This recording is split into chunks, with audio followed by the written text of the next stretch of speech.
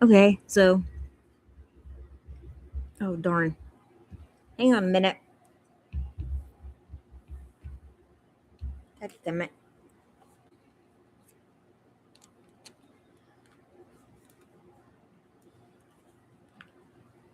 Okay, I thought you all might appreciate this um, awesome true to life photo here of Dr. John. Anyway, so tonight I wanted to talk a little bit about his credentials or a lack thereof. If you hear noise in the background, it's because, again, I've had to babysit all day and I didn't know I was going to have to babysit today. And I got a call a couple of hours ago that I'm going to be babysitting all night. So, um, that's fun. My husband's trying to help, so there's no telling what's going to be going on. Anyway, so we have Trust Me Bro here, but I'm going to bring up some items here that I've got. Let me. Okay. It's going to go black for it. I think. Yeah. Okay. And we talked a little bit last night about um, how hard it was to kind of find anything on Dr. John about his credentials or anything. And, well, let me go ahead and just. I had a podcast that I had done and I hadn't loaded it. And I'm going to go ahead and play that first. And then, well, if I can find it now. And then we're going to jump right into the other stuff.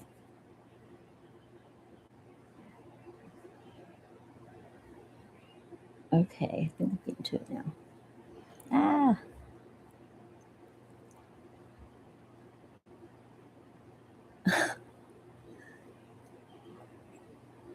Of course, when I'm trying to find it, I can't find it. I just had it up. Weird.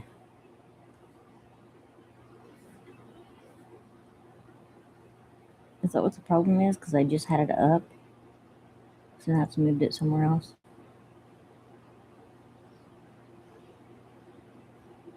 Okay.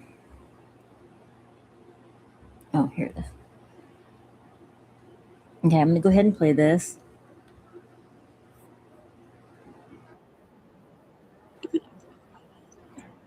have to start it in a second. Oh, crap. The public record of an expert witness serves as the final word on their credibility. But when the image projected by a high-profile figure doesn't align with the documented history, the resulting gap creates a challenge for public trust. We are looking at specifically the career of Dr. John Matthias. If you follow true crime, you likely know the name.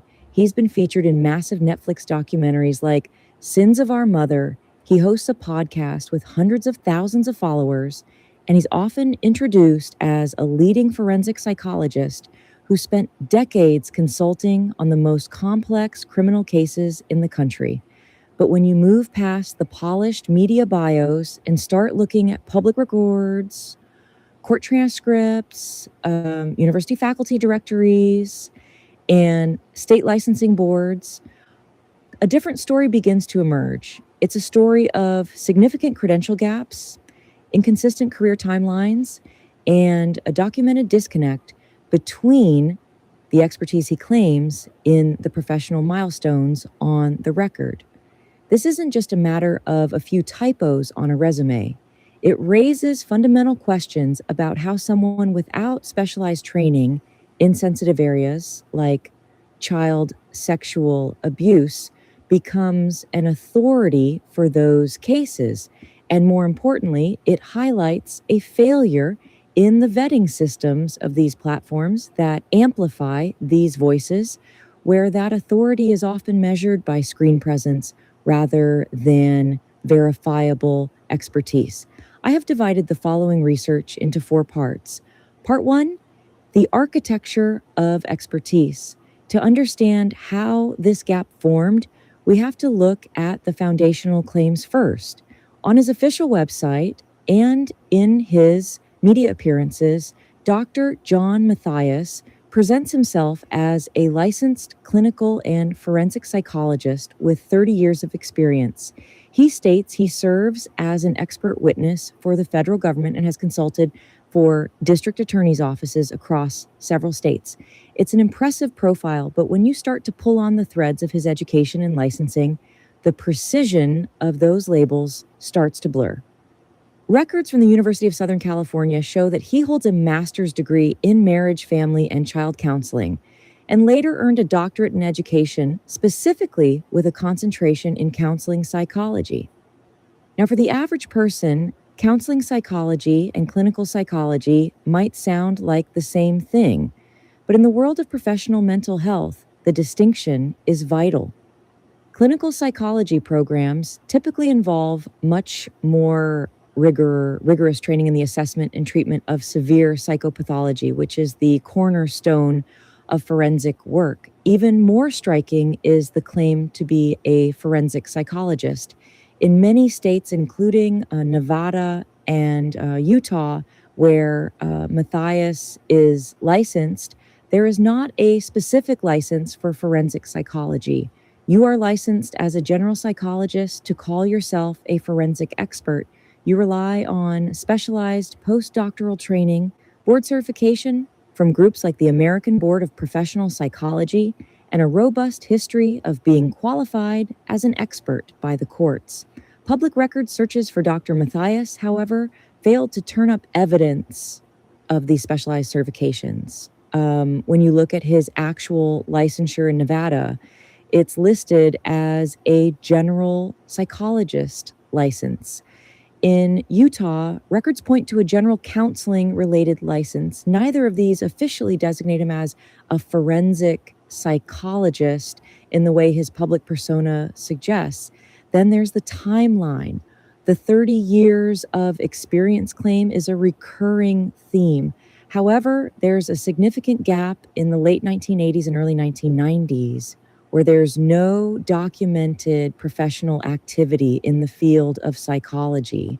In fact, some records indicate he didn't receive his doctorate until the mid-2000s, 2005 or 2006 to be precise. So the claim of having 30 years of experience as a psychologist becomes mathematically impossible. This isn't just a semantic debate, it's about the integrity of the data being presented to an audience that trusts him to interpret life and death legal situations. When the years don't add up, the entire foundation of that authority starts to look less like a solid structure and more like a carefully crafted facade. Part 2, the federal expert and the court record. One of the most powerful ways to establish credibility in the legal world is to be qualified as an expert witness in federal court. It's a rigorous process where a judge must determine that your testimony is based on sufficient facts or data. Dr. Matthias's biography explicitly states that he serves as an expert witness for the federal government. This phrasing suggests a long-standing, repeated relationship with the federal court system, but investigating the federal court records, specifically the PACER database, reveal a much narrower reality. There appears to be only one documented case where he served as an expert witness in a federal proceeding, the 2021 case of United States versus Dittmer III. In that case, the record isn't just a simple appearance, it's a detailed critique of his methodology. The U.S. Attorney's Office explicitly challenged his qualifications. They pointed out that he had never previously testified as an expert in federal court and had no prior history of testifying specifically on adult sex offender recidivism, the very topic he was there to offer an expert opinion on. The court's finding was even more damaging. The judge ultimately found his testimony was not credible. It was revealed that Matthias had incorrectly scored the psychosexual risk assessment instruments he used on the offender. Specifically, he used an outdated scoring model, and had he used the correct current standards, the offender would have been placed category. Instead, Matthias had deemed the individual a low reissue to reoffend. This is a critical point. The gap between serves as an expert for the federal government and was once challenged and found not credible in a single federal case is massive. It reveals a pattern of taking a marginal or even negative professional experience and polishing it into a cornerstone of a public brand. And this isn't an isolated incident. In a 2016 case in Nevada, David Lee Neal Matthias, again in a state case in Nevada, provided a psycho evaluation and deemed the man a low risk for reoffending. Public records show that Neal did deem the man at little risk for reoffending, allegedly attempted to kidnap a child at a football park in 2024. When an expert's clinical judgments consistently fail to align with subsequent event, and when those judgments are found by the courts to be based on flawed scoring, it raises the stakes of his public commentary. He is positioning himself as an authority on child safety and sexual abuse, yet the records show a history where his professional assessments in those areas were deeply problematic. I'm sorry, I had an edit in there and it kind of got screwed up. But that other case, everybody has been talking about, the federal case where the prosecution pretty much reamed Dr. John out because he wasn't um, using the correct tools, the correct testing um, on this Dittmer guy. Well, I found another case, and it was a state case, and the man's name was David Lee Neal, and it was a 2016 case out of Nevada, and Dr. John gave his assessment of this guy, did an evaluation on him or whatever, said he was at low risk.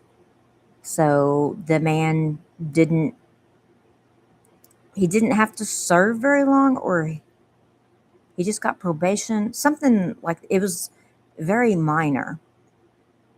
In 2022, he went back to prison because he went to a park and tried to abduct a kid, and it didn't turn out good. And so that's a case that Dr. John was on that it didn't turn out well. So, in my opinion, if you have this person giving evaluations on these cases who isn't qualified, then that's dangerous. It's irresponsible. It's dangerous. It's criminal. Because that's letting, on the Dittmer guy, on the federal case, that would have let that Dittmer guy out. He's saying he's not at risk for whatever. He wouldn't have served very long, and he would have been out to reoffend in a short amount of time. So allowing him to offer any evaluations on anything is a huge risk that if I were a parent and he has given, like that David Lee Neal, if he's done evaluations on these people and I was the parent that ended up with a child that was harmed because of this offender being out earlier than he should have been because he wasn't evaluated correctly, I would be suing their asses because that's my child. And now my child has to live with that for the rest of their life. That's not something that you forget. That's something that scars you, and not in a way that rolling under a semi and a non existent muffler hits you, scars you. This this is a it's a horrible thing that any child has to live through. No child should ever have to go through anything like that. So you're dangerous, Dr. John. And I really don't think you know your shit. So, anyway, I wanted to say that I had an edit in there. And so that man's name was David Lee Neal for anyone who wants to look it up. And it was a state case in Nevada in 2016. Dr. John evaluated him, and then he was let out because he was seen as a low risk. And then in 2022, he went back to doing what he does best, and he reoffended. And I've got his picture and everything. I'm going to pull it up, but I just kind of stopped this here. I've done 4 parts, and we've done 1 and 2. And so now I'm going to play 3 and 4. Well, here, first I'll show you Neil.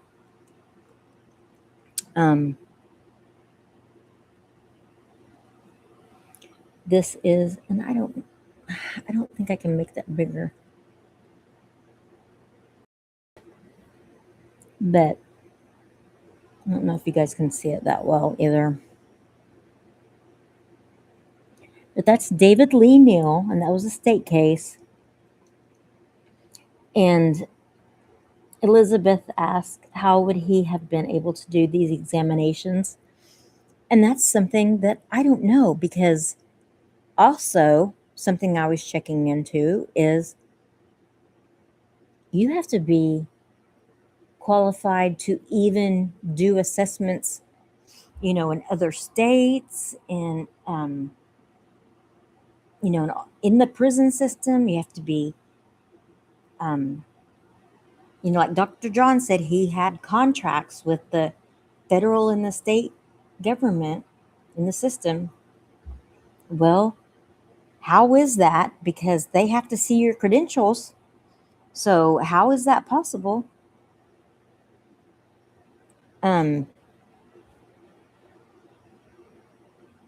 He said in a interview that he, gave evaluations in different states. And I looked to see if he had from the state of, I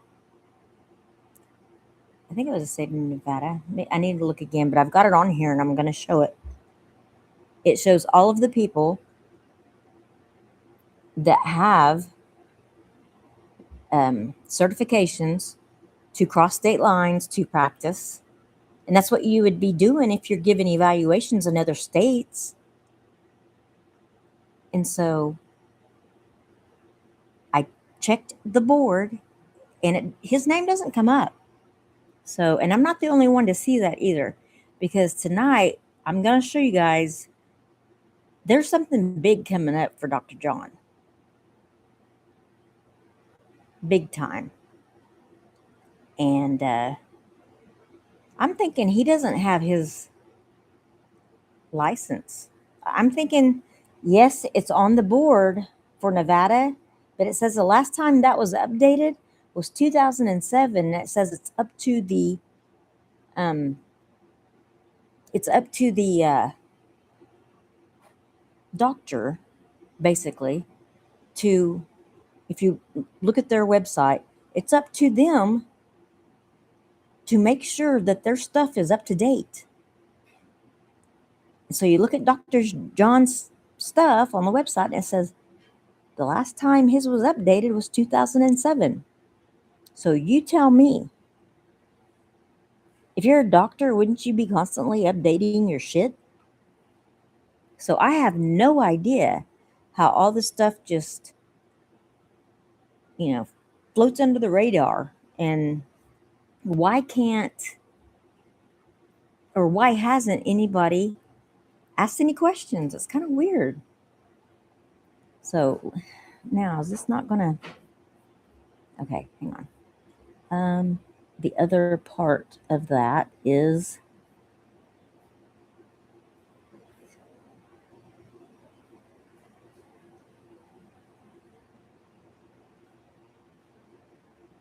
okay, this is David Lee Mills. What shows up in the prison system, 2016. But that was from this other case, the case that I was telling you about. The 2022 is when he was out to reoffend. I need to get that pulled up too. But you can see what it.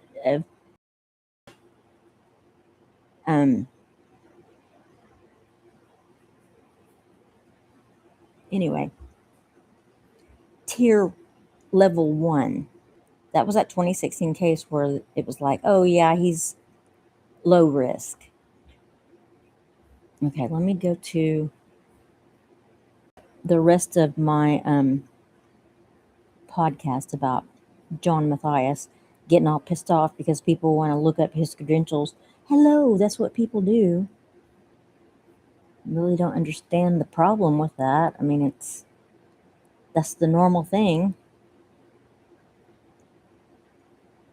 Part 3, the failure of the digital platform. So, how does someone with this documented record end up as a featured expert on Netflix or as the host of a top tier podcast? This brings us to the media's vetting process. In the world of high speed content creation, expertise is often treated as a brand attribute rather than a verifiable credential.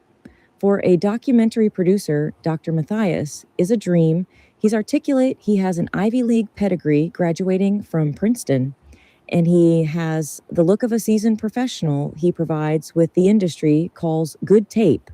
But the investigative journalism required to verify if the doctor of education is the same thing as a clinical forensic psychologist often falls by the wayside. There's also the issue of institutional affiliation. Matthias's bio has long claimed he is an adjunct assistant professor in the clinical psychology doctoral program at UNLV. This adds a layer of academic prestige that many viewers find unassailable. However, when researchers found public records request with UNLV, the university responded that they had no record of his employment in any faculty capacity between 1990 and 2025. The closest link was a mention of him as an off-site volunteer supervisor for a few students in 2012 and 2013, but he had no official title or paid position. Despite this, the professor label continued to be used in his marketing for years. It's a classic case of what we might call credential creep, where a minor temporary role is inflated into a permanent high-ranking professional title. This is dangerous because these platforms aren't just entertaining people, they are shaping public perception of the criminal justice system. If the authority is built on shaky foundation, then the audience is receiving a distorted view of trauma, risk, and legal reality. We see this in how he and his wife, Lauren Matthias, have handled their public platform. at times using their perceived authority to label critics or individuals in cases as antisocial or narcissistic without ever having met them. It's a violation of psychological standards, specifically the Goldwater rule, but on YouTube and podcasts, those rules are often ignored in favor of fresh takes and in-depth analysis. Part 4. Public safety and the legacy of authority. Ultimately, the investigation into these credentialed gaps leads to a larger conversation about public safety. When someone positions themselves as an expert on child sexual abuse without documented specialized training in trauma-informed care or abuse assessment, the potential for harm is real. True crime fans often look to these experts to make sense of the senseless. But if the experts on record show a history of misinterpreting risk or using outdated scoring in actual court cases, their public influence becomes a liability. They are influencing narrative that affect real victims in real legal proceedings. In fact, have been documented instances where Matthias was involved in a high-profile cases like consulting for the defense in the Chad Daybell trial, while simultaneously producing content about that very case for his own audience. This creates a massive conflict of interest that is rarely disclosed to the hundreds of thousands of people watching his videos. I personally find this unethical as well, but there have also been lingering questions about and child treatment of Southern Nevada or FACT reveals a complex web of professional relationships. Records show that during his time there, his supervisor may have also been his romantic partner based on the fact they had purchased property together. It was supposedly in an internship grant. This kind of boundary crossing is a major red, and it appears to be a part of the history that is carefully omitted from the heroic Odyssey narrative presented in his current biographies. When the facts speak for themselves, they tell more fragile than it appears. It's a reminder the true expertise doesn't fear the public record, it is supported by it. Right. So, what do you have to hide? It doesn't make any sense. Oh, okay. I have, we gotta leave it right there for a second. So, I don't know how many of you were here last night, and as we went over his Princeton stuff, where, about this legacy at Princeton, where he was this great football player and he won the McCosh Prize and all that. Well, I did show you in that one book where he did win the McCosh Prize, and in philosophy. So he graduated a fifth year senior with a bachelor's in philosophy. And then his football career was nothing. They had high hopes for him when he first started, but after a few good plays or runs, his freshman year, like the newspaper said that I had showed, he was basically second string. He was there to warm the bench. And then when they did play him to give the first string guy a rest, he got hurt and would be out the rest of the season. But then they would have another second string guy that wasn't no big deal. And then his sophomore season, he sat out the whole season with mono, so he never even touched football. And so it's just weird that we hear all of these, grandiose things, and then it turns out to be nothing. And that's kind of Like that one newspaper article about him his senior year had said on his football career, it just said this is his last shot to show the coaches because they've heard of, you know, this potential that he has, but basically they didn't see it, so this is his last shot. And of course, he gets hurt. So he never did have a football career in at Princeton, but he did win the McCosh Prize in philosophy. And the thing I love philosophy. That was one of my favorite classes in college. There were people in that class, and I didn't get it, that would get pissed off.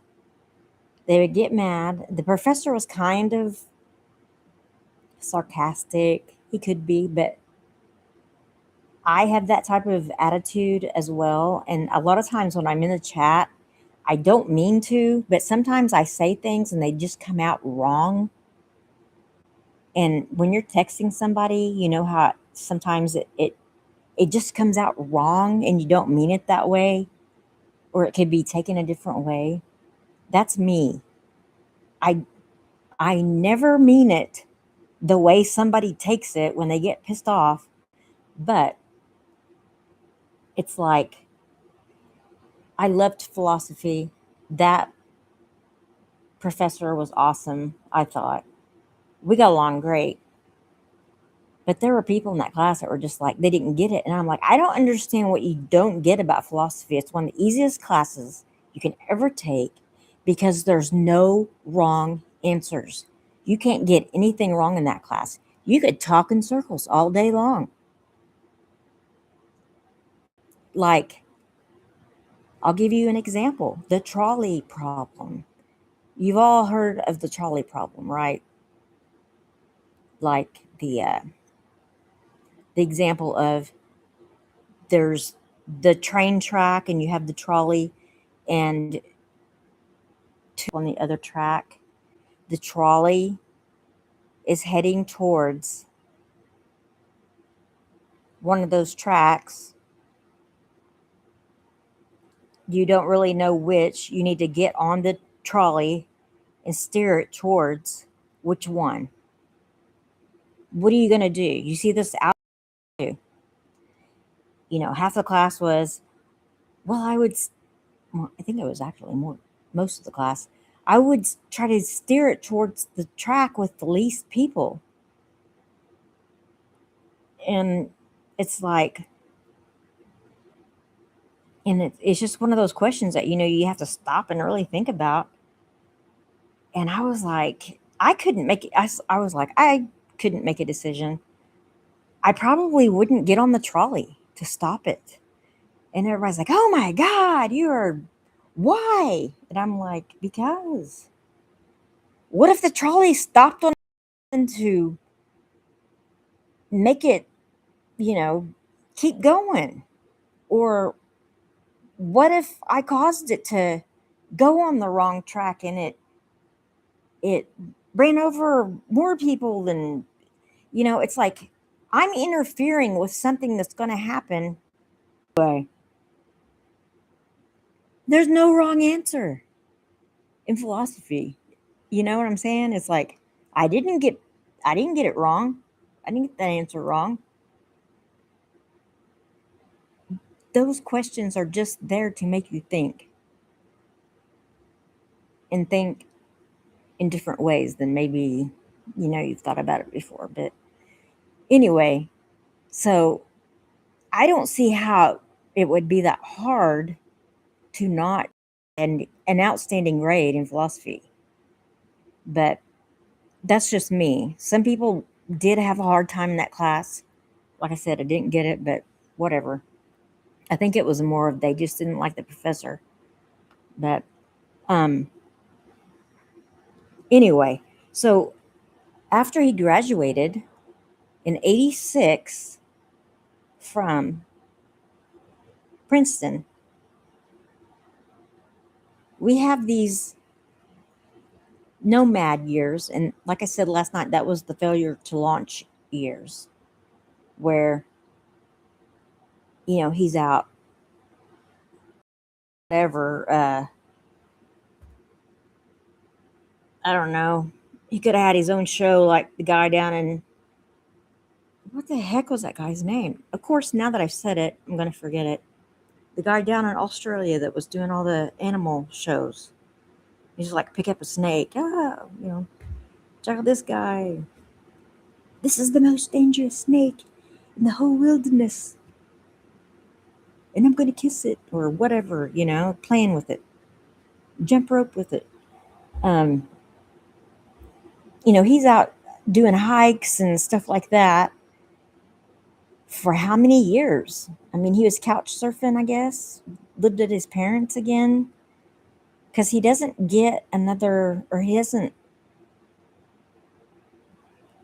show up receiving anything until like 1996, and that's when he's going to the um what was the name of that program? The family uh shoot the he got his master's of science in marriage and family therapy, which is a MFT, and that was in 96. Okay. Well, someone who was in that was teaching those classes and that was in a lot of those programs was the lady that he ends up buying home with.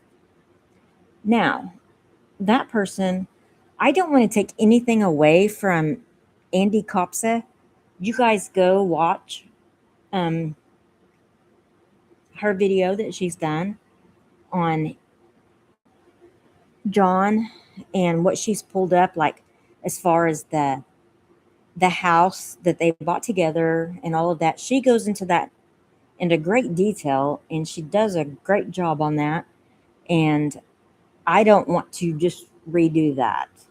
I mean, there's no sense in that. Go to her page and watch all of that. Um, but it shows the years that they were together, the years that they had the house together.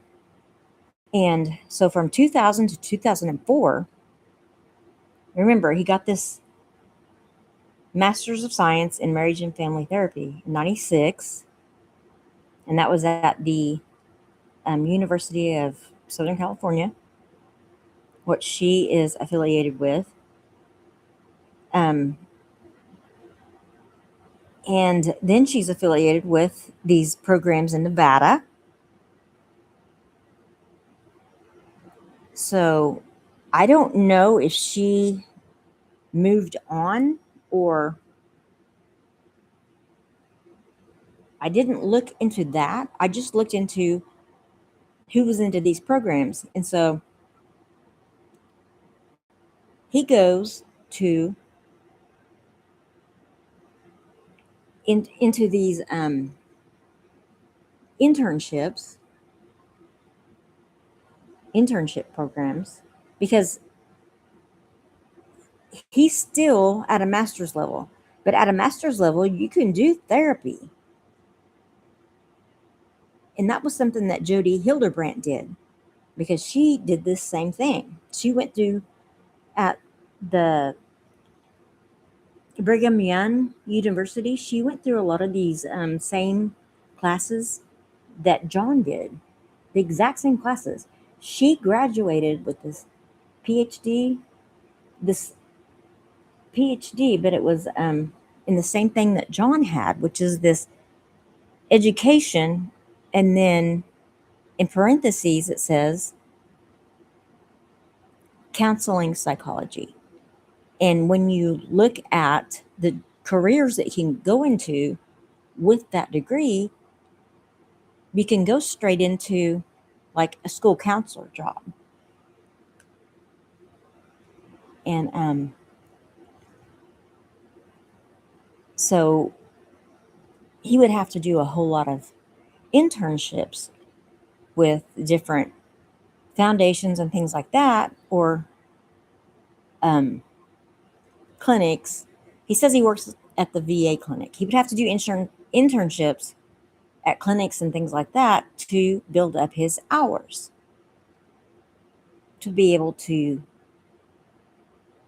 work as a psychologist, but he still wouldn't be considered like a forensic psychologist or anything like that. There's no evidence that he's qualified to do anything than what the public record shows. And the public record shows that he has his PhD in philosophy,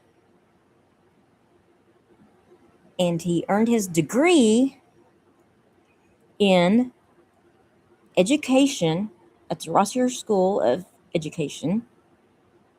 And it's in education and then counseling psychology. So, and that's what Jody Hildebrandt had, and she called herself a psychologist, but the other psychologists called her a therapist, which I've noticed that I was trying to really just delve into that to see, why do some people call it, you know, psychologist, and then some people call that degree just a therapist. Well, when I got into it and I was really reading into all of that stuff, you can, as soon as you graduate with that degree, you can be a therapist. But if you want to be a psychologist, then you have to do all these other things. But he didn't go to school to get his PhD in psychology. And that's the thing. He has his PhD in philosophy. If you look at USC's information, that's what it shows you. He got his master's in this, he has his MFT in the marriage and family therapy. And then he has his doctorate in philosophy. And his degree, it shows his degree in, because there's also a philosophy of counseling psychology. You can look at all the different things. There's like so many different names. It's really confusing. But if you want to be a psychologist, why not just go and take a psychology course? At the Rossier School, I'm just going to go, well, hang on.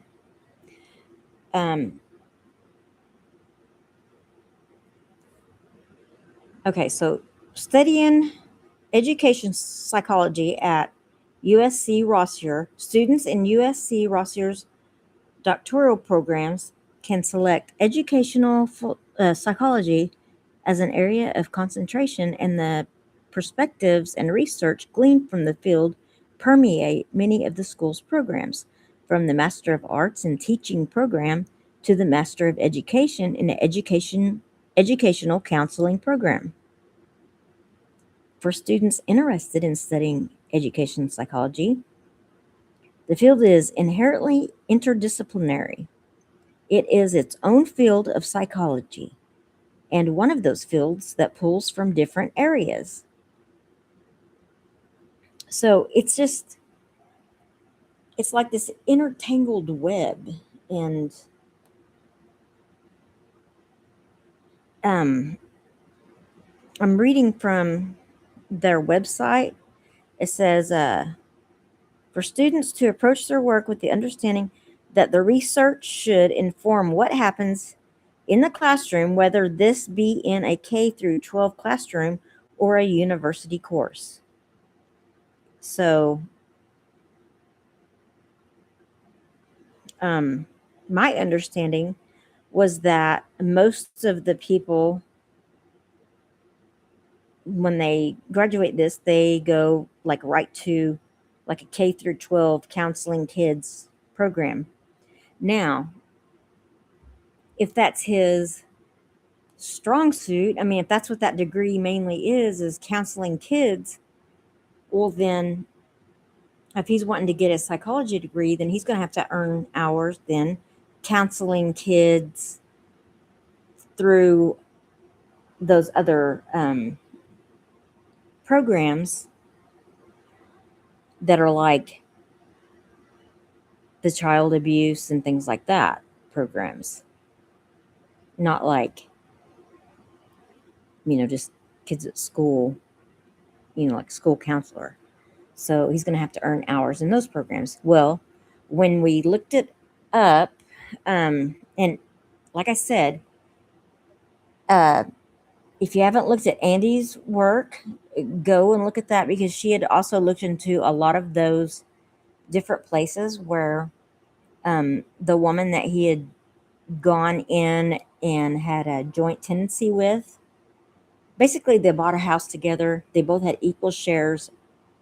Um, it's just like when you're married, you equal ownership of a home. And if someone dies, the other person gets that ownership. It goes to them. So they inherit what the other person had. They're part of the home. So anyway, so in 2005 or 2000, they bought the home together. Now he's in these other programs doing these counseling things or whatever, trying to get these hours. Now, if you are in a relationship with someone, it doesn't matter. This person could be family, could be a girlfriend, could be a friend, could be anybody.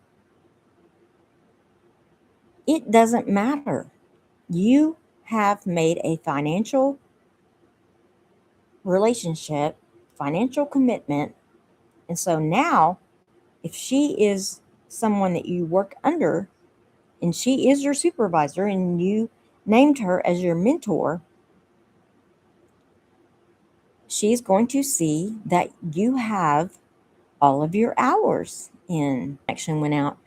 If she sits as a director, like she did on the Andre Agassi Foundation, and then the place that you are doing internship hours at is receiving money from that place, as she is also different ways. I mean, come on. It's just all, like we talked about last night, it's all tangled up. Everything's just all interwoven together. And it doesn't look good, because it would be unethical, because this is a person that has to see to it that you get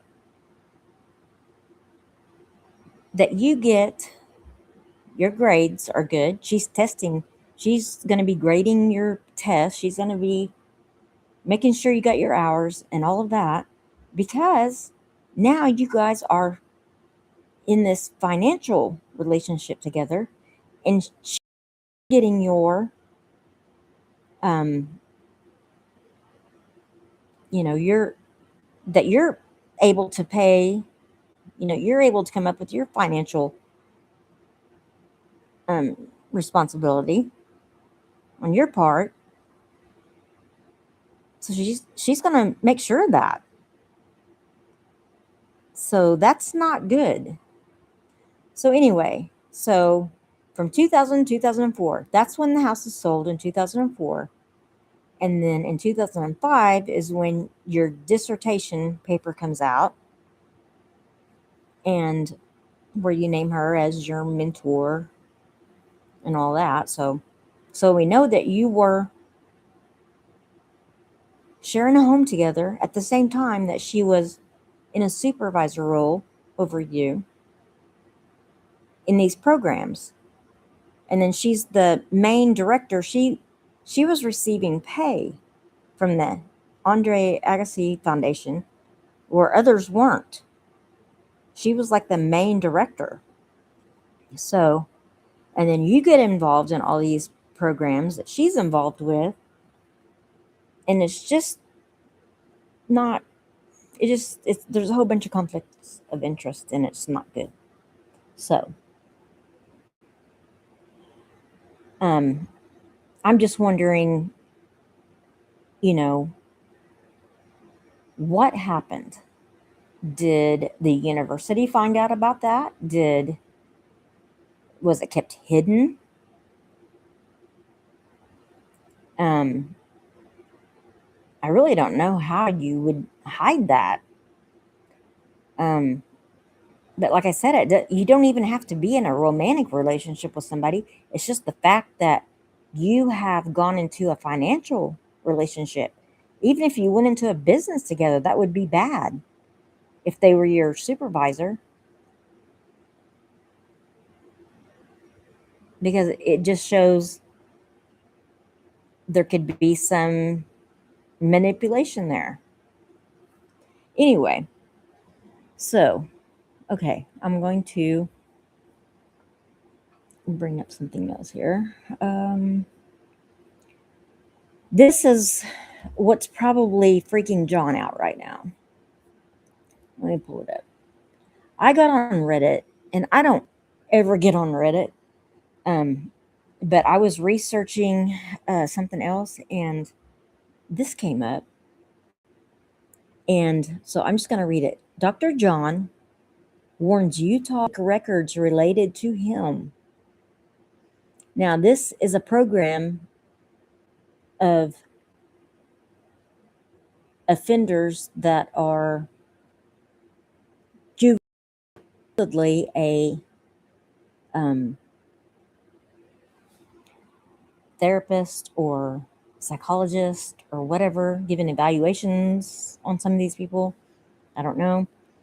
Anyway, uh, in recent weeks, Dr. John allegedly contacted leadership of Utah Nojos, claiming that he had a stalker who was a state active investigation. Yeah, it sounds like something Dr. John would say. When that didn't stop Nojos from responding to lawful public records requests, someone identifying himself as an attorney and another identifying as an investigator communicated much of the same. Dr. John may have forgotten what he and his wife once hired me for to help with things like FOIA and public records requests. So I would say I knew a thing or two about submitting public records requests. He may have also forgotten that some of Nojo's leadership work for the state, which means records such as their emails may be obtainable through lawful public records requests. From the records I've seen so far, he seemed particularly unhappy about a Reddit post discussing his publicly claimed Nojo's credentials. Lastly, to Dr. John, in case you're reading this, submitting lawful public records requests isn't stalking. It also isn't harassment.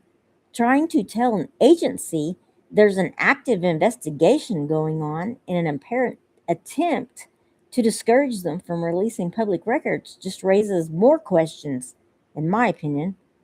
I have submitted public records requests seeking information, something the HTC used to have me do, and something they appeared to appreciate in the past. The only difference now is that the research and requests involve claims the HTC made publicly. So I'm kind of thinking he's shitting his pants right now. And let's see here.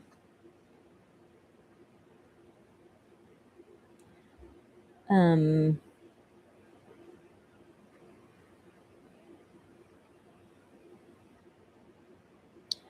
okay. For someone who has publicly represented that he spent years working with courts, evaluating offenders, and testifying as an expert witness, I mistakenly assumed he'd already understand that about public records. Receipts for all of this are forthcoming. I don't want anyone to just take my word for it. I plan to share the messages so anyone reading will be able to hear all these things in his own voice. And for anyone wondering, Nojo's webpage says providers who wish to become current with their credentials can submit a renewal application and pay the renewal fees. As of today, the fee appears to be about the cost of a handful of YouTube super chats. Just thought I'd mention that. The more you know. So, that was on Reddit. And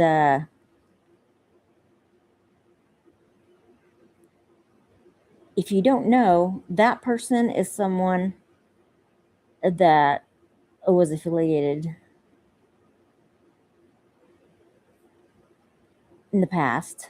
And I think everything just kind of went to shit whenever Lauren lost her shit. And hang on a second. I wanted to show you all this too. This was something that he had written on his blog about his trips and things, like the stories, the big over the top stories that he had written. And when he had said, in the wild, you might just perish, but you could just as easily make peace with a few unruly monsters who refuse to be tamed. And I was thinking when I read this, because right before this, I had read, what was it? He had said something about nature. And I'm thinking, what the hell? Because it just brought up, because I had just been reading about the Nancy Guthrie thing. And I was like, oh my God, okay, this is creepy. Because they were talking about who uses the word perish. This guy doesn't, whoever used that is somebody that doesn't have a grasp on the English language. You must have used the translation thing. Okay. Is that what you think? Okay. It could be a weirdo. And what was the other thing?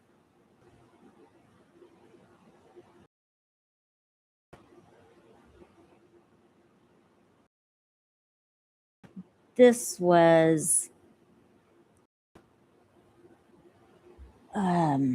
this might be the video of sorry, I'm getting sidetracked here. Okay, crap. Um, there was a video that I had. Yeah, the school where he learned clinical psychology, they don't even offer it. So I went through like the schools. I went back as far as I could on things and like on the education, what the offered. Yeah, there was that, and then okay, let me go here.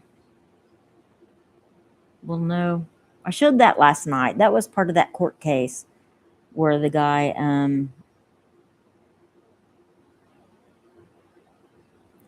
in that federal case where they were saying John wasn't qualified to be a federal witness and he'd never been a federal witness before.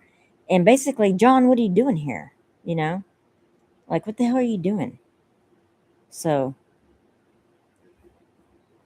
gosh darn it. I wish I could find. Oh, where was it? There was another comment. Maybe I didn't put it in here. I probably didn't put it in here, but this is the whole let's see. Are you guys seeing this? Nope. It didn't share, did it? Dang it.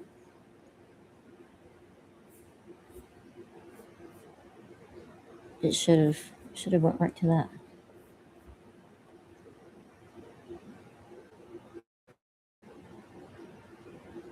Nope. Let me close this out. Okay. Okay, now is it? Oh, maybe I have too many things open. Gosh darn it. Figures. Why isn't it sharing that? Okay, hang on a second.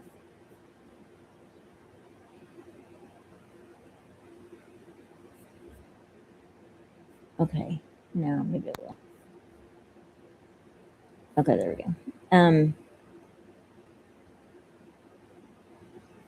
Oh, which one am I on? It's not a biscuit.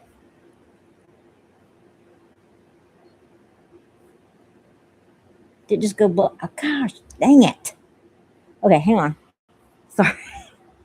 Sorry. I clicked off of the I had like several tabs open. Okay, this should be it here.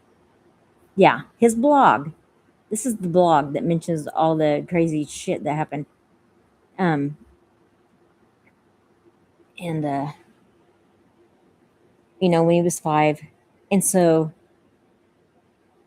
I think we should just read it. Should we? Hang on. Should we read this? I'm ADHD. Yeah, kind of bad. Like really kind of bad. ADHD. Yep, that's me. Um,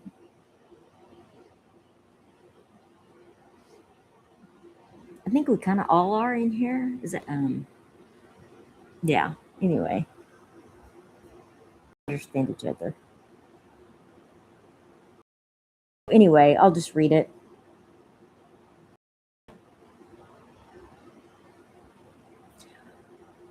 When I was 5 years old, my mother accelerated onto the on ramp of Willow Road outside of Chicago, and the side door, which had been slightly ajar, inadvertently swung open, tossing my unsuspecting body out onto the highway like someone losing control of an empty brown McDonald's bag, sitting in the back seat of the car for days and waiting to be thrown out. Instinctively, I rolled onto the pavement at 40 miles per hour. Somebody had a radar gun, I'm sure, and tucked into the fetal position when I spotted a semi truck approaching from behind. Well, why didn't you move then? My outstretched arms hit the pavement, tearing the skin open and leaving a 2 foot long trail of blood painted along the white lines of the highway. So he's on the white line. See, I told you last my body. The pool of blood soaked into my t shirt. The truck swerved slightly, trying to avoid me, but the driver realized the futility of such a last of such a last minute adjustment, and he swung the truck directly over my now motionless body. Explosive diesel engulfed my body and hummed as the brakes screeched. To right, the truck muffler grazed my shoulder, shredding my t-shirt, and the semi truck thrust me out of its entrails without much fanfare. When the driver pulled over to the side of the road, everyone, including my mother, assumed I was dead. Ongoing traffic swerved to avoid my motionless body still tucked in the middle of one of the busiest highways in suburban Chicago. Now, wait a minute. Thought you were on the white line. Could have just rolled off onto the shoulder, but no, you got to lay there and take it, I guess. Until I gathered myself, stood up, and ran across the road to safety. To the yellow line? Or what? Because you were on the white line. Oh my God. From across the 4-lane divide, I could see my mother crying. It was the first and last time I have ever witnessed my mother crying. The truck driver told my mother that he had heard a loud thud as his truck careened over my body. Was he in a Chevy S10 or something? One of those little bitty tiny trucks? Was he in a go-kart? Because I swear to God, if he was in a semi truck, he would not feel anything. You would not feel anything. You would have been dead if he ran over you. You would have been like crushed like a freaking tick, like splat on the highway. Okay? There's no tuck and roll or anything. There's just splat. Okay, mother, what? The truck driver told my mother that he had heard a loud thud sound as the truck careened over my body, and he knew that I'd been instantly killed. It was the muffler swiping my shoulder. And this is hilarious because a grown man should know, kids know, that the mufflers are stacks beside the cab of a semi truck. The stacks go straight up. The black smoke comes out of the stacks on top of the cab. That's why you see the black smoke on top of the semi when they're driving, because that's where the muffler pipes are, on top. So the only way the muffler would have scraped you is if you would have flipped over the top of the truck. Weirdo. A grown man doesn't know that. Common sense. Common sense, babe. Okay? My mother asked me if I was hurt. Wait, the truck driver was crying too? Okay. My body's brief immobility in the middle of the road.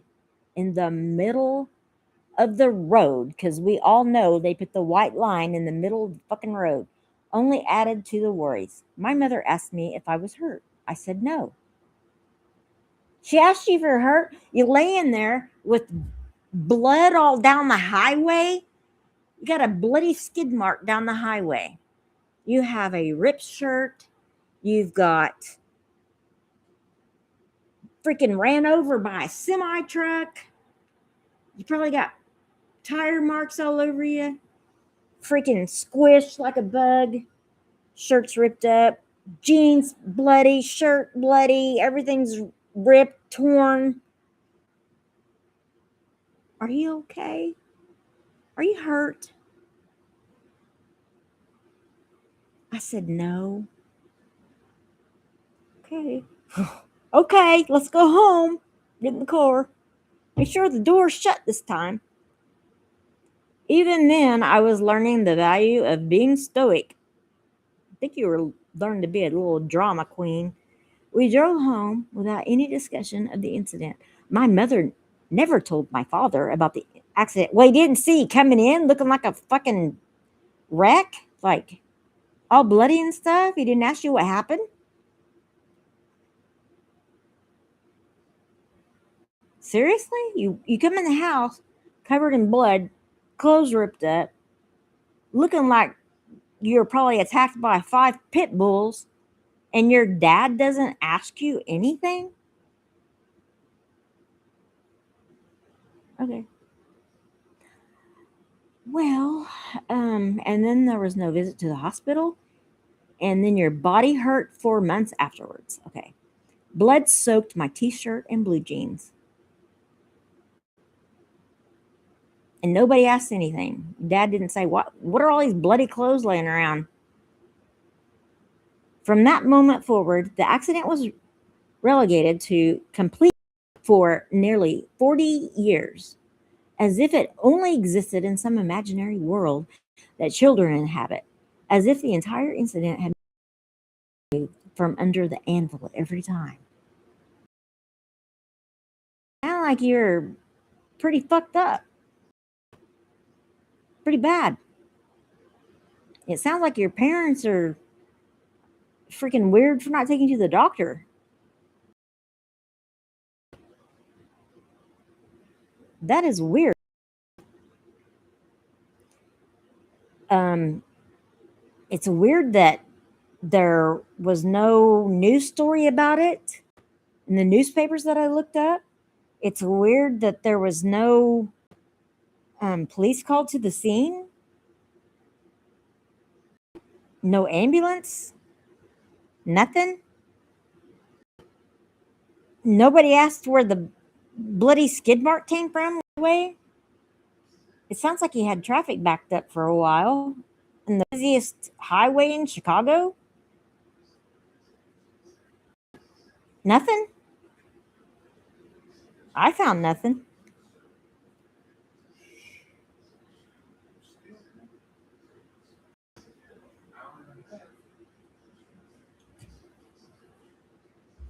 The nightmares began suddenly and without warning. Oh, wait. Okay. Except I wasn't unscathed. My body had healed, but the emotional wounds from the accident had an invisibly cavernous swath within my small 5-year-old body that ran deep and wide, touching every capillary and blood vessel running into and out of my heart, and every nerve ending and axon seeking entrance and exit from my brain. Wow. The nightmares began suddenly and without warning. On the evening of the accident, a semi truck rolling down the freeway, out of control, swerving frantically, plowing directly into my body, on perpetual repeat, over and over. I awakened 20 times on that first night because I counted and I wrote them all down. I had a journal starting at age 4, now I was 5. I already had a lifetime of problems, so I journaled about it. Every time my head hits the pillow, I meet that same semi truck again and again, rolling on down the road and heading in only one direction, straight to fucking hell. Each morning I wake without rest, my pillow and sheets drenched in sweat. I begin to turn on my bedroom light each night to make the nightmares subside. They continue unabated. Same truck, same story, same result. On repeat, over and over. Eventually, the semi truck evolves into a train, and then the train becomes an airplane. The story just gets bigger and bigger and more out of hand and more over the top, doesn't it?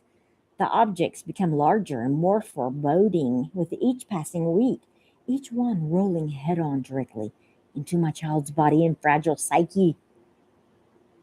The ingenuity of the imagination is limitless, especially if survival depends on it. As my small head lays down, the terror goes up. There are many sleepless nights, many nights when I awake screaming from night terrors. Each dream has the same underlying theme: destruction, violence, death. Slowly, over time, these objects of death begin to transform. The trucks become wild predators, the trains become amorphous monsters, the planes become vampires. Monsters. Monsters. I need a Tootsie Roll for this shit. Hang on. Sorry, I had caffeine earlier. I think I need some more. I'm never going to bed tonight.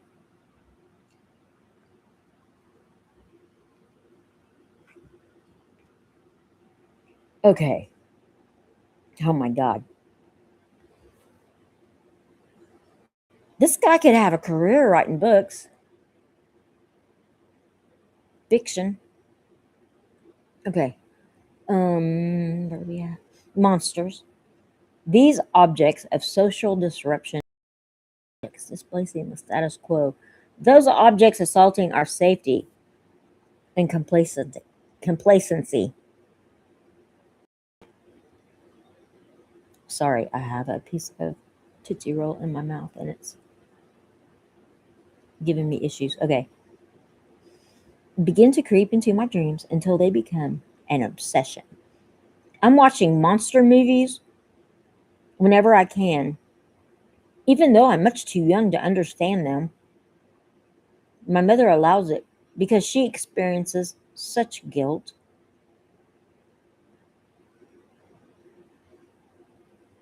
Okay, that's weird too. That doesn't even make any sense. So your mom lets you do whatever you want because she feels guilty? Well, that's setting you up for a life of failure. My other two siblings sleep soundly in bed as I burn the midnight oil in front of horror movies. Sounds like a serial killer in the making. I can find keeping them in a spiral note. What the fuck? I can find keeping them in a spiral notebook as if someone classifying and binding them can keep them at bay. I made a whole notebook and everything. of like drawings of scary things, of monsters? Did they have knives and dripping blood, and were they stabbing each other? And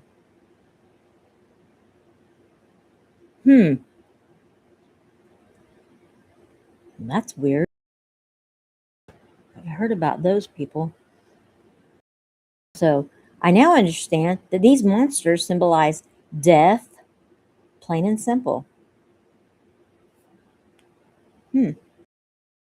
On my naively impressionistic mind, no child should have to face the constant threat of death every day, whether real or imaginary. I had joined admitted to an inevitable, okay, whatever, club of children facing terminal illnesses, war, cancer, and severe abuse. Why? Why? Why are you comparing yourself to these kids? Did you have a bad day? Did you almost fall out of a car? Because I don't buy that you did. And if you did, you didn't get run over by a semi. That's for damn sure. It seems like you had these little things. It's kind of like your football stuff in college. You have a foundation, you have the story, but somehow it balloons into this wild, I don't know what you call it, circle jerk de soleil. It just turns into a big circus, an unbelievable, over the top circus. So it seems like that's kind of your pattern with everything.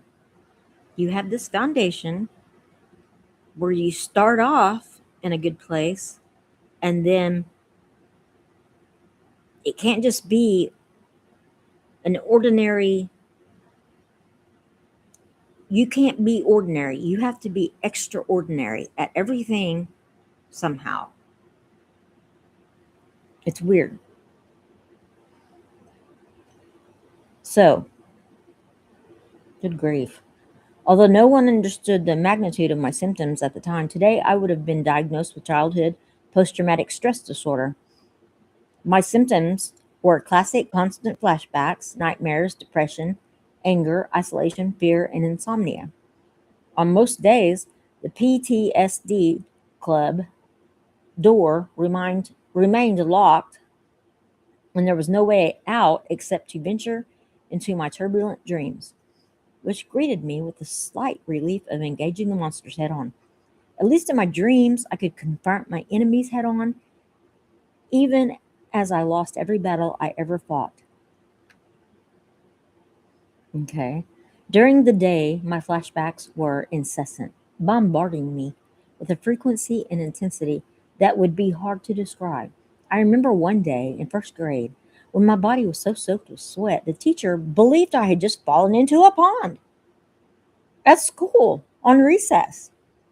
She asked me if I had somehow, during recess, taken a swim in a nearby pond. I said no. I had stayed inside the whole time. The constant sweats became an uncontrollable anxiety, now pervading every night and day of my young existence. By age 6, god damn, we're only we're only at age 6. I had lost control of my body to an unrelenting anxiety. I refused to focus on thoughts other than traumatic ones, and my shame from these perverse concessions was becoming unbearable. I fell into a dark childhood depression. My tributary of the Chicago River ran behind our home, and I spent most of my free the river, trying desperately to catch a glimpse into the mysteries of the river might assuage my pain, if only momentarily. If the heart is a lonely hunter, then I had been marooned on an island in the middle of Chicago River. unable to swim to shore, even with my home in sight. I was lonely beyond compare, trapped in a body and mind that only knew despair and pain. 6 years old, I saw no way out. My mother always watched me from afar, aware of my suffering and isolation, aware of our secret. We have a secret. I fell out of the car.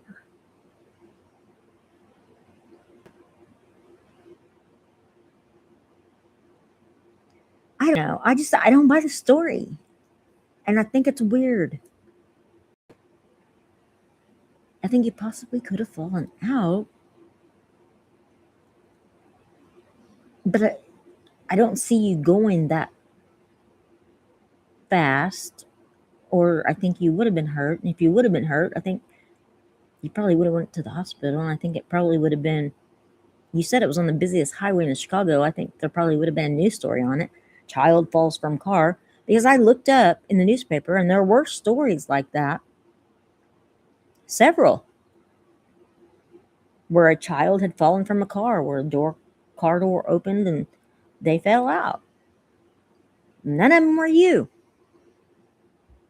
Anyway, she felt powerless to intervene and afraid to broach a taboo topic.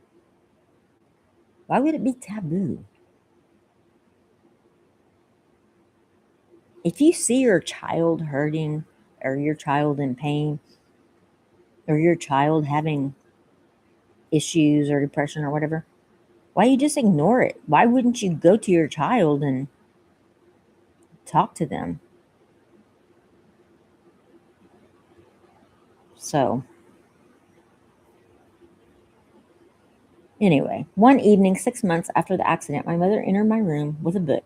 It was a slim book, but vibrant with pictures and strange creatures. At the heart of the book was a small boy named Max. The book was Maurice Sendak, Where the Wild Things Are. My mother pulled me close and began to read. I was mesmerized. By the end, I had begun to cry, at first only imperceptibly, but my tears quickly gained momentum until they refused to stop. My mother was taken aback, confused. Everything's okay, she said. It's just a book. But it wasn't just a book. It contained all the magic and mystery and romance of all the greatest novels wrapped into one, especially for a child. No book before or since has such an impact on my life upon my life. It was my hero's journey, my odyssey, my lifeline. The plot, Max is sent to his room by his mother. Journey to visit the wild things and rules over them. He leaves when he misses his family. A hot meal. He returns home to maternal love. The level of recognition and hope I experienced after that first reading was indescribable. The tears were real, deep, and heartfelt.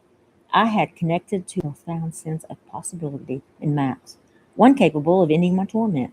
I had my mother read and reread Wild Things every night, sometimes 2 or 3 times sleep. I wanted to venture into the land of Nod with Max every evening. You know, I've never read this book, but isn't Nod the land of Nod? Isn't that where Cain was banished in the Bible in Genesis? Wasn't Cain?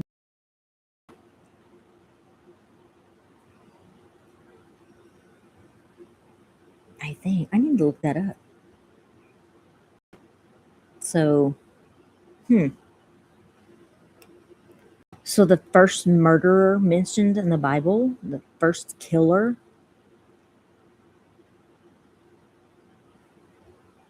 Anyway, okay, my brain is weird. I'm just making connections here. Um, with Max every evening, he was my guide, my compass, my soulmate. Max is sent to his room for being too wild. I was sent to my room so many times for being too wild, consumed by the rage of a child stricken with PTSD. On one occasion before Sunday school, I barricaded my door and refused to attend church. I was 6 years old. That evening, I was forced to remain in my room as punishment, even after they sent me to my room that evening without dinner. I barricaded the door and refused to come out. protecting the other students from harm. I protested. My mother disagreed. To my room I went. Max traveled by private boat to visit the wild things. Poor, and with the floodgates to the shore open, I decided to launch the small family rowboat into the angry Chicago River. I was swept downstream into swirling rapids, barely staying afloat. Near a small bridge, some 30 minutes later, the Chicago Fire Department pulled me to safety. As the rowboat had already boat never came close to sinking in a raging storm, he played it safe. Max tamed the wild things with his stare and was appointed king of all wild things. I got up a 110-pound alligator snapping turtle during one drought season in the Chicago River and appointed myself king of the river. I held a stick high above my head just as Max had waved his staff over the wild things. I declared my victory over the same river that 3 months earlier had nearly died. The snapping turtle was later donated to the Chicago Aquarium because it was such a massive and wondrous creature. Now, I looked up in the newspapers also anyone that had found, I think it was, I don't think it was a snapping turtle, but I think it was a turtle. And it was big. And it seemed like he had donated it to a museum, or not a museum, but a zoo. But that was in Alabama. And so I don't know. That's the only thing I could even find close. And it seemed like it was around the mid-70s that I found that. I have to look it up again. But anyway, I couldn't find any story like this. So, I don't know. And somebody had said that alligator snapping turtles they're not even that far north. They're a southern uh, a southern animal. So that there would not have been an alligator snapping turtle there. So I don't know. Max leads a parade of wild things, each one dancing and jumping with glee and abandon, until he sends them to bed. I led a procession of frogs and turtles and hamsters and rabbits in and out of the house with reckless abandon until I set them free back into the woods of the wilds of the Chicago River. What'd you do, drown them? Damn. Hamsters and rabbits? Max feels lonely and wants to be where someone loves him best of all. He gives up his crown and returns home, even as the wild things threaten to eat him up. Weird. More than anything, after my accident, I wanted to feel loved, to be acknowledged and held, reminded of the truism that love conquers all. My mother, who held our secret for so long, later confided to me that her mother never held her, never told her how much she loved her, always holding her at the puritanical distance required for relationships to feel safe. Love is implicit and unspoken, she said. It's just bad manners to be so effusive with one's emotions. I realized now I lived with an exhaustible guilt. On a humdrum spring morning, without warning, on the way to pick up her son, door slightly ajar, her son falls onto the highway.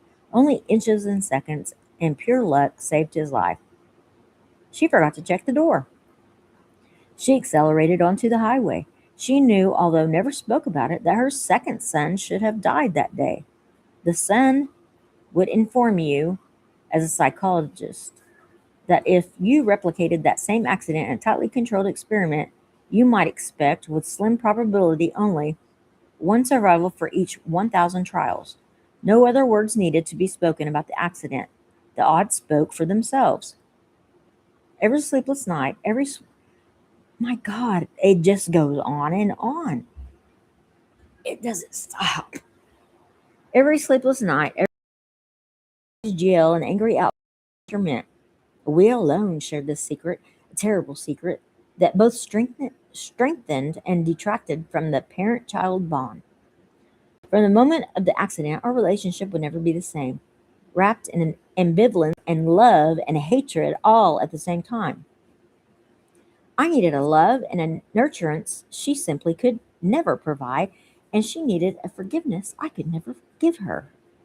In most ways, our relationship always remained at an impasse, stuck in the limbo between an avoidance and acknowledgement of a love taken, both taken and given at the same time, but somewhere in the unspoken truce of trauma and secrecy between a mother and her son lay the remnants of a healing from a book with a boy named Max who conquered the wild things and returned home to the place where he was loved best of all. Reading the wild things itself to a wounded son became a place of healing, a gift my mother could only show but never tell. Finding Max, it turns out, was the greatest gift my mother had ever given to me, and his reach in my life started small, but began to spread with a slow intensity like the tremors from a small ocean earthquake, gaining momentum and moving towards an unassailable tsunami.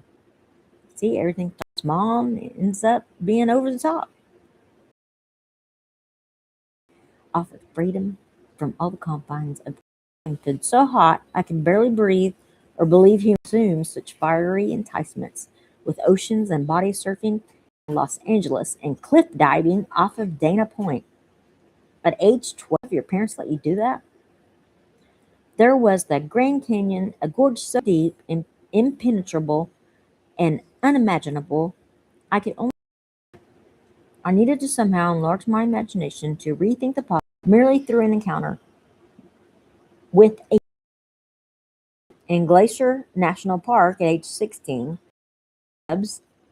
She charged but never followed through with her initial threat when I ran for cover and never looked back. My actions were unsafe in every way. I'm glad I lived to tell the story. There was the mountain lion who followed me up a desolate trail in Arches National Park at age 17 without my awareness. And when she turned around and made herself known, we stared at each other for several minutes before she decided to move on. The stare lasted an eternity. There were the pre-dawn swims at the Hurricane Island Outward Bound School in Maine before my freshman year in college. How the frigid cold waters and suspicion of dangerous creatures lurking below my outstretched body, gliding over the surface of the ocean. Like Max, I had no desire to be eaten up by wild things I could not see. There was the buffalo stampede just west of the Creek campground in the Badlands National Park when I was 23 years old. Hiking along an elevated grassy embankment the morning after a damp evening spent sleeping in a miserably wet tent, I felt the ground begin to rumble. A herd of buffalo had been grazing several miles below in the river, but I did not pay much attention to them. When the first 3-ton buffalo appeared over the edge of the slightly elevated hill and stopped for an instant to make eye contact with me, my heart rate accelerated like a runaway train. 2,000 buffalo emerged from the mist, and I took cover behind a small sagebrush about 15 feet from my hiking position. The herd parted along the sagebrush, dividing equally between left and right, with me in the center, and they left me unscathed. I now consider the American buffalo to be a kindred spirit. And like I said last night, I raise bison, and there's no way in hell that they parted around the anything, because buffalo will run right the fuck over anything in their way. And there's no way in hell that there has ever been a 3-ton buffalo anywhere in the world. And at that time, there wasn't even 2,000 buffalo in that park. So I don't know where this story came from, but none of this can be true. And they don't start running in a stampede and then just stop and look at you. That's for dang sure. They don't stop and look at you. They just keep running, and they will run right over your ass, and you will be an ornament on their horns. I mean, they don't care. They're not going to stop. They don't stop for nothing. Especially when if they're in a stampede like that, there's no stop. Nothing will stop them. They will run through electric fences, they will run through all kinds of shit. So, a little sagebrush, a little, they're going to run right over it. They're what you were smoking that day, but something, because that did not happen that way. No buffalo is that big. There was not buffalo anywhere at any time back then, and that's weird. So the thing is, these stories that are being told like this, it's like on these stories, like there's not anybody that would know that that's not true. Do you not know that there are people that work in the parks and know how many buffalo there are? Does that not cross your brain? Do you not have common sense to know that there are people that know how much buffalo weigh? Do you not research anything? Because that's 30 times what a normal average buffalo will weigh. They weigh about 1,500 to 2. This buffalo weighed 6,000 pounds. And apparently there were several of them that weighed. See, everything with you is more grandiose, more exaggerated than it would be. It could have been, it would have been the same story if you would have just said you woke up to buffalo past you and you had to get out of the way. But let's turn it into a circus story. I mean, this is weird. And that's what I'm saying. The fact that you don't think that there are people out there that actually are in environments that they live in environments with buffalo, yet they know that that's not true. That live in environments where there are lots of grizzly bears that know that if you're anywhere near their cubs, you're hamburger meat.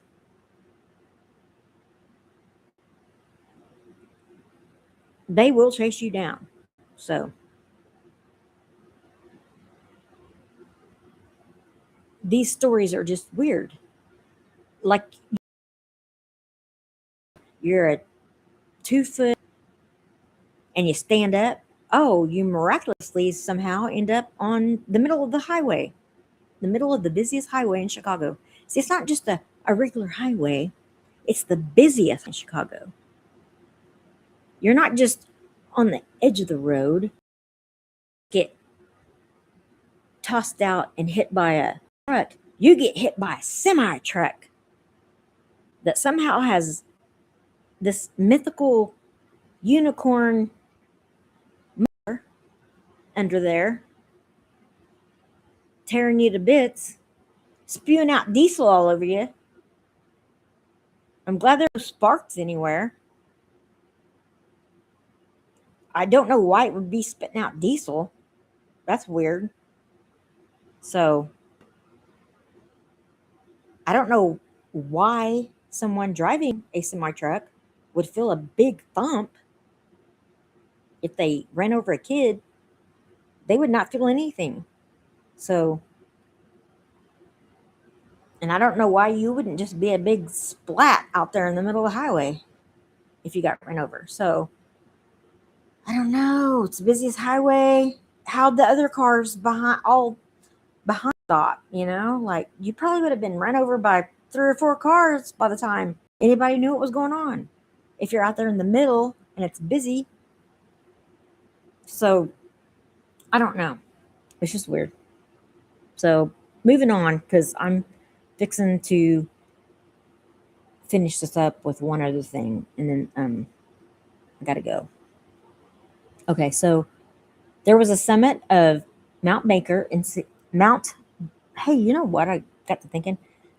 Isn't there a lot of disappearances in these national parks? When were you there, Dr. John? Anyway, I'm just teasing. There was the summit of Mount Baker in Seattle, mountain biking the White Rim Trail in the Canyonlands, Delicate Arch outside of Moab. Delicate Arch, isn't that where you got married? Rafting on the Green River, canyoneering Pine Creek in Zion and Neon Canyon in Escalante. Ooh, Escalante Drive. That's where Nancy Guthrie is. Mountain biking. Is that where Nancy Guthrie perished? You use weird words. Sorry, excuse me. My throat is dry. Okay, mountain biking the uncut trails in Yellowstone, ice climbing outside of Telluride. You know what? That guy in the Nancy Guthrie case, that Kalela, how do you say his name? Um, he has family in Telluride, Arizona. This is weird. I'm like finding all these Nancy Guthrie gems, hidden gems in your writing here, Dr. John. We got Escalante, we got Telluride, where that guy's got family, which is right by Tucson. Wait, it's a it's not a suburb of Tucson. It's like a neighborhood in Tucson, I believe. Or no, maybe it is a suburb. Anyway, so you got that, and then you got your words perish, and then there was something about nature. I may have read over it already, but anyway, I don't know. This is kind of weird. So I'll come in there in a minute. Oh, okay. I'll be in there in a minute. Okay, I'm gonna have to go because somebody is watching somebody and getting frustrated. I can tell. Okay, so as I'm gonna go on down here. As these many wild things pierced my soul, the symptoms of PTSD began to lessen their grip on my psyche. The nightmares decreased, as did the fitful sleep. Fewer monsters paid nightly visits, and my dreams became populated by rivers, canyons, and mountaintops. As I entered graduate school to become a psychologist, an inevitable step in my personal evolution, the journey evolved from outside landscapes to internal terrain, where the wild things hid beneath tough exteriors, addictions, and mounds of fear reaching far beyond anything the visible eye could detect. These internal landscapes were just as treacherous and equally wild, probably just as treacherous and equally wild. Max knew this terrain well. In my third year of graduate school, there was Martin, age 8, who had been, okay, so he's talking about his patients now. Okay. I'm not supposed to talk about your patients. Blah, blah, blah, blah, blah. Got Bonnie, Bob, Martin, blah, blah, blah.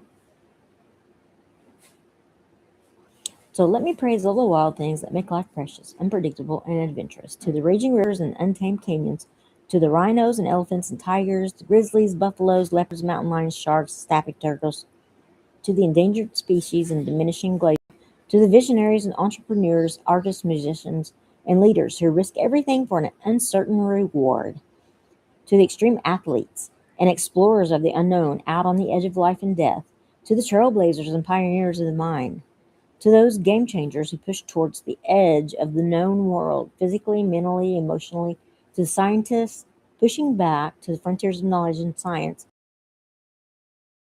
who seek to upend the status quo of whatever paradigms, to the survivors of trauma and atrocities who provide examples of unimaginable resiliency,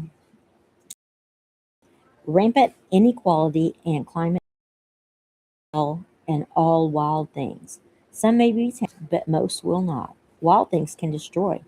but they also have the power to heal, which brings me the wildest thing of them all, Max. You saved my life, and although I could never have known it at the time, I have spent my entire adult life trying to save you. I hope I never give up trying because you are worth it. You are you are the enduring child in us all, afraid to follow your imagination wherever it leads. You are the story about the sometimes turbulent relationship between an unruly child and his mother, who wants her young son sends him to his room to tame him. I still struggle. There is this debilitating engulfs my bad days, a swirling, pervasive vortex of numbness and pain that refuses to subside no matter how much I wish it away. This pain will not succumb to positive thinking, self-talk, or similar such ruses and mental tricks. It's stubborn, smart, and unrelenting. Staring endlessly at the ceiling fan is sometimes the best I can do on those dark days, and the nightmares still come and go. Occasionally, unexpectedly, a train will run through my dreams and over my motionless, outstretched body. Sometimes an unidentifiable creature will tear into my flesh or eviscerate my heart. No matter, I've already befriended them all, brought them into the wild rumpus of my life and dreams. In spite of my bad days, my heart has become more resilient over time, in part thanks to Max and the wild things, in part from carrying a lifelong pain coexisting with my mortality and frailty, in part from discovering that unconditional love is finally being apparent. The heart, it turns out, can only be bent but never fully broken.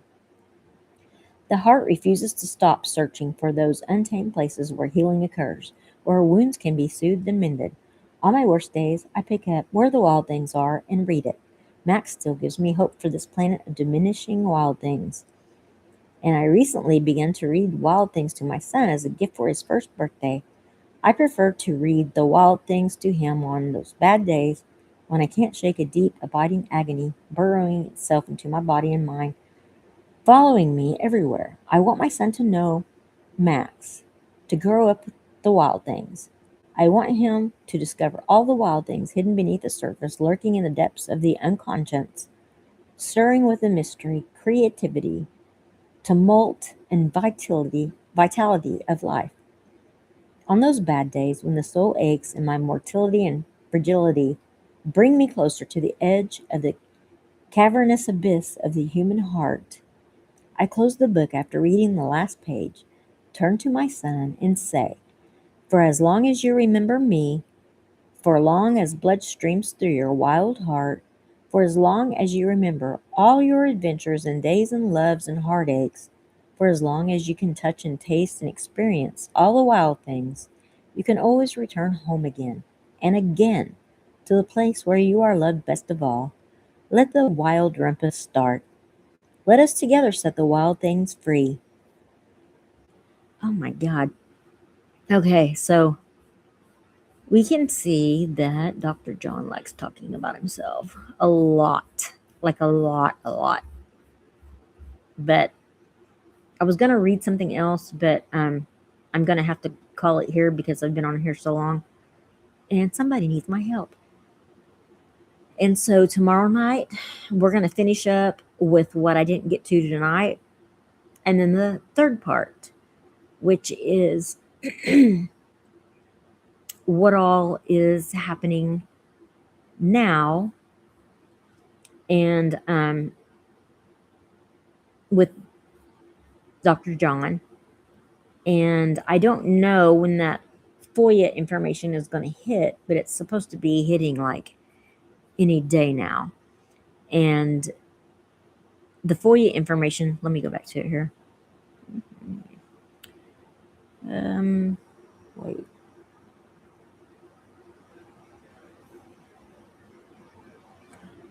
What, okay, well,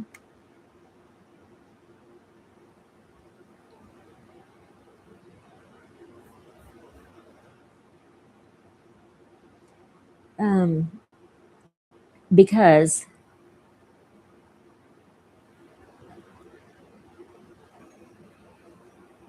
oh, that's okay. I'll just wing it here. The information that was shared on that Reddit thread that we talked about earlier, Um, when they applied for the FOIA, Dr. John did not like that. Just like he didn't like when Christina was checking into his background. And that's odd because that is anyone considered hiring him as their therapist or as a psychologist or anyone hiring him for the courts or anything. That's what you do. You look into their background, you verify everything, and you go from there. And anyone that is in that position,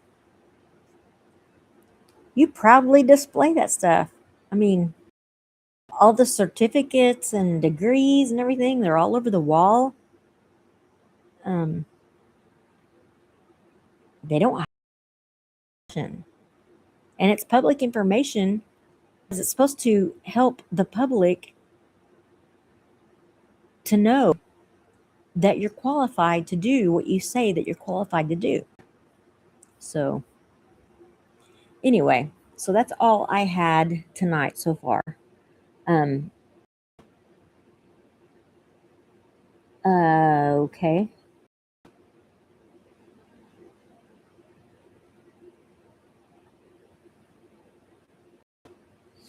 Um,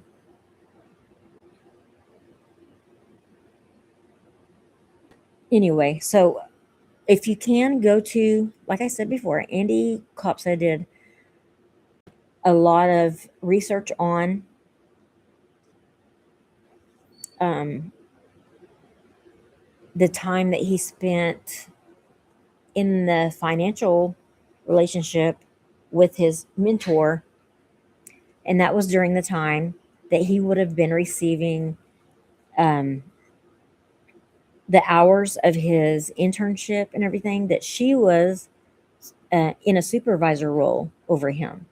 So he's living with a person that is checking his hours, checking his grades, overseeing him in this supervisor role, and it's all sketchy. I mean, that's unethical. So, and it doesn't matter what kind of relationship they were in. Like I said, doesn't matter if she was his girlfriend or his mom or his aunt or whoever.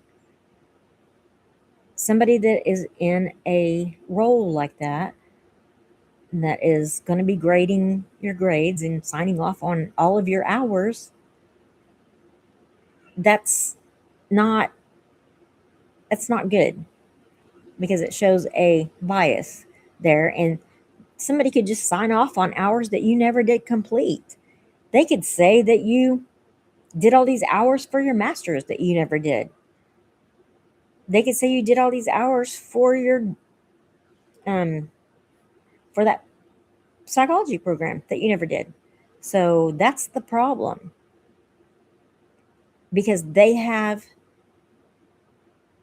got a interest in how well you do, because they're in a financial obligation with you. They want you to do well because they need you to fulfill your side of the bargain on this financial obligation. So, anyway, I'll bring out all the rest of the stuff. But like I said, we've got that federal case where they were really reaming him out good for not being qualified to do what he said he was qualified to do.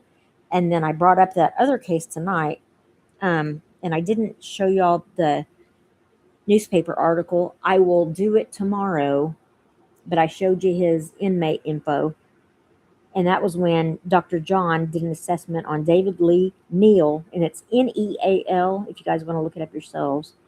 Um, but David Lee Neal was given a assessment by Dr. John in 2016, and he was a low risk, and so he's let back out.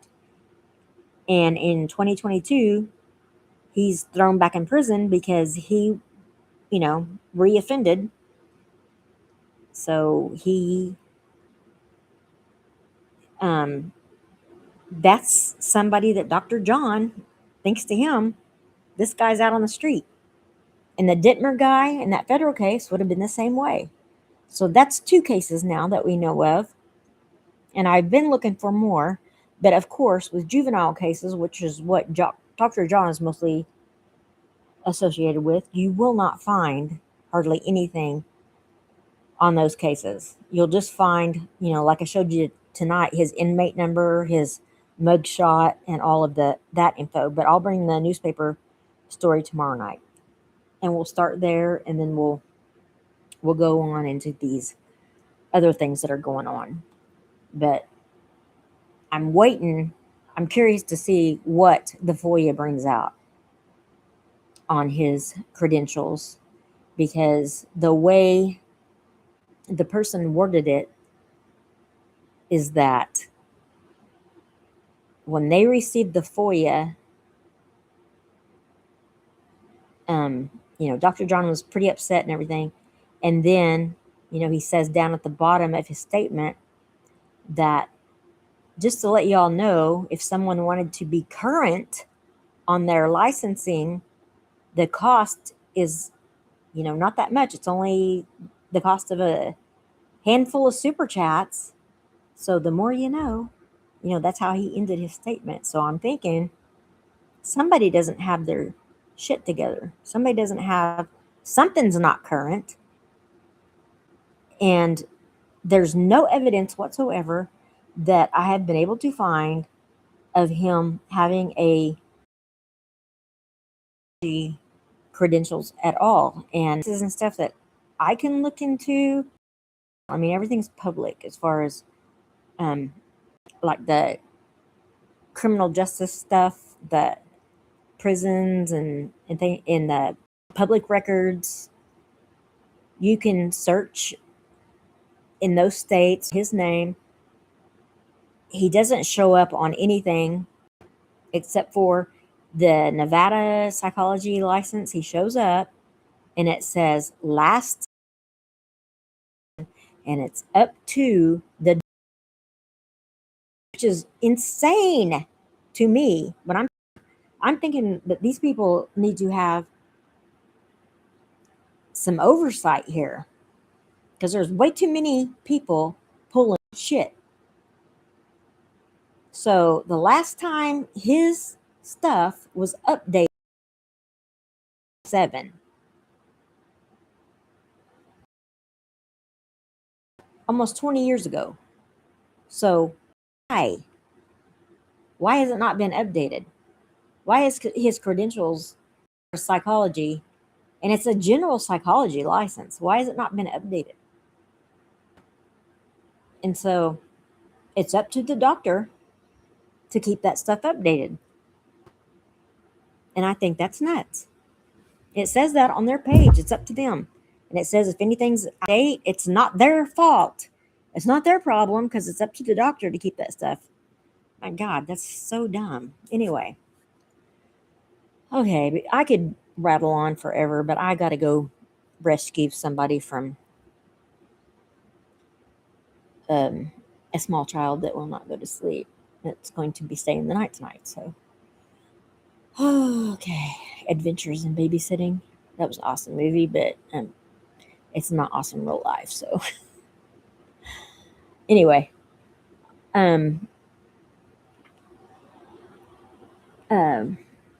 yeah, watch Andy's stuff. It'll bring you up on all of the intern stuff and the foundations and everything that he was entangled with. And I think it's a nice, it goes with all of the stuff that I brought up yesterday when I went through the timeline with his schooling and everything. So it just kind of all blends together. And I would go watch that, and it's pretty awesome. And then also Difficult Research. She's in here. She has a lot of info as well. And so I think everybody is just, all the information's all coming together now at the same time. I think everybody's on the same page. And it's like it's weird because I will get on here and somebody will say something that I was just thinking in one of these chats, or um, I'm coming in there right now, and so it seems like we're all on the same wavelength or something. It's crazy. And also, Kresha, I had sent you an email, and I don't know if you've seen it. Um, if you read it or sent me one back, and hey, classics in here. Um, yeah, and Christina, and see, that's the thing too with Christina. It's absurd to me to think that a doctor would be upset for into their background. I'd be like, yeah, here, look at this. This is where I went to school. This are my certifications. This is, this. I paid for it. I spent all this time doing it. I'm proud of it. And so that throws up a red flag immediately that you're pissed off that somebody's looking into your background. First of all, that's what your whole fucking show is about, looking at people's backgrounds. And so I don't see what your fucking problem is. You shouldn't be upset. You should be proud of your achievements. I mean, you talk about it all the time. Show it. Show me. Show me what you got. Show me or shut the fuck up. That's how I feel. I mean, God, it's it's not that hard. I don't know why it's hidden. So anyway, um, and Christina, I mean, she could have. That's irresponsible. That is irresponsible. That's dangerous. She has kids. If she could have, I mean, the things that you were trying to do, and the fact that you don't even know that you were telling the cop, well, this is federal because as she did this in this state and it's across state line. The fact that you don't even know law and you're doing stuff for like in criminal psychology for there to be a federal case,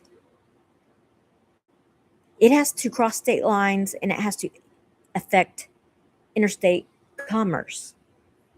So in other words, if Christina had actually done what you said she did, it still wouldn't have been a federal case. But Christina could have a federal case because what you did to her did. She traveled to go to CrimeCon and she's booking all of this and purchasing, hotel, travel expenses, all this. It affected everything. And then you have presented her with an out of state. Well, actually, you didn't present it to her. There was a restraining order or whatever you want to call it, civil injunction, your piece of paper from Utah. Okay, so that's out of state, but it wasn't even legal because she hadn't been served with it. The state of Utah never served Christina with that yet. So until they serve her with that, it's not legal. So you're fucking stupid for one thing, and you have no common sense for another. You can't think on your feet. The shit you say doesn't make any sense. You talk in circles, and you don't know what the fuck you're talking about at all on anything from what I've seen. And the thing that you said about Richard Allen, about him, um, you were talking on the show, and you said the police were called out to his house. and you were saying something like on a domestic, and so if they would have taken him to jail then blah blah blah, and you about it on your show, and the fact that you didn't even read anything about it and just assumed things shows that you don't have any critical skills at all, because that domestic call was a call by his wife that she thought her husband was going to kill himself. She was worried about her husband because he was depressed and he was saying that he was going to kill himself. And you're on your show talking to thousands of people, and it's irresponsible of you to not even look up the case and see what that call was about. And you're saying he was violent and it was a domestic violence call, and the cop should have hauled his ass in then and taken him to jail. You don't even know what the fuck you're talking about. So I don't even know why people listen to you.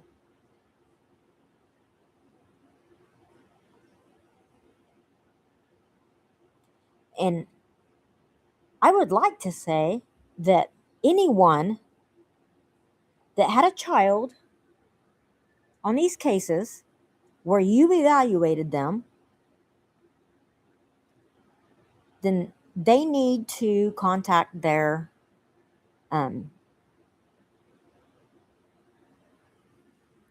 attorney general, or they need to contact the DA of the case or something, because I would think they have a suit, because you're not qualified. And if you have let something lapse like that, the person that got the FOIA on you suggests, and we'll see in the next few days, we'll see what's coming out. But if something happened to my child because you gave somebody a low risk assessment, I would be so pissed off. I would sue everybody, and I would sue your ass too. And so probably expect that. So anyone that had a case that he was involved in, I would be contacting the DA on your case. So anyway, I'm gonna leave it there, and we'll talk more tomorrow night. I've got to go rescue someone. I'm sorry. So I will talk to you guys more tomorrow night. I'm glad you guys got to stop by, and I'll have some more pictures and newspaper stories tomorrow night as well. And I hope you got to see all the ones I did last night from his high school yearbook and his college yearbook, and then the newspaper articles where it said, oh, he's got a broken leg, sitting out the whole season, didn't play any football. So anyway, I'm going to tell all of y'all good night, and I will see you tomorrow. Bye.